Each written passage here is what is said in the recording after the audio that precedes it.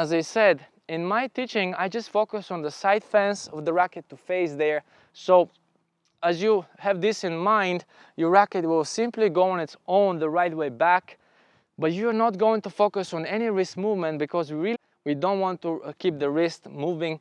And from here, when you prepare, you already have a little bit feel there in the wrist, how it's prepared right. From here, we continue to take it back. Left arm goes to the side and extends, and now you could see how my racket is tilted on the preparation point behind here. Now there's players who go much more down you know, keep it more forward, and this is something again that it really you can develop on your own. But I just want to show you how the racket will do a lot of things on its own if you just take it the right way back. So keeping the racket up here in front and just taking it back, you will feel that it will help you to really go on its own the best way back for you.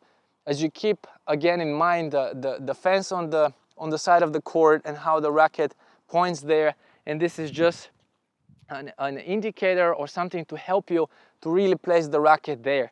And after you've taken the racket back, now you see the hand and the level of my shoulder almost the same.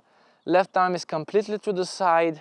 You could see also the elbow is slightly bent. It's not gonna be completely straight.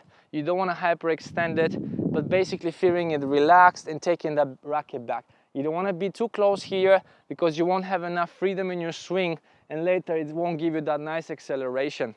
So, ready position, taking the racket back, completely straight line back. The racket will go straight line back. It will drop down. It will prepare perfectly for the swing, and the racket angle will be perfect for it to drop down. And from here, after you have prepared, you're going to step part 3, step forward, and the racket is going to continue drop down now. It's going to drop down under the ball, and now you'll see how I'm going to hit the ball in front of me. You really want to hit the ball in front, not close to the body, really in front of you, and this left arm is going to stay in front for balance.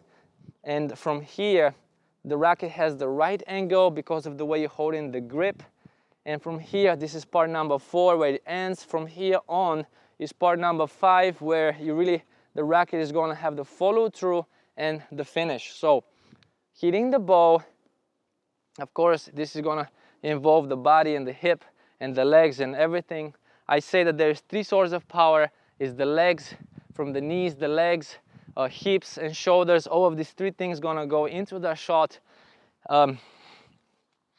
But part number 4, my arm here is open up to the sky, but as we're hitting the ball and closing the racket over, this position changes. And this happens around the shoulder level, so hand, shoulder around the same level. And see at this position here how this part of my arm now points up. The racket closed on top of the ball with the whole arm, starting from the shoulder here, the rotation.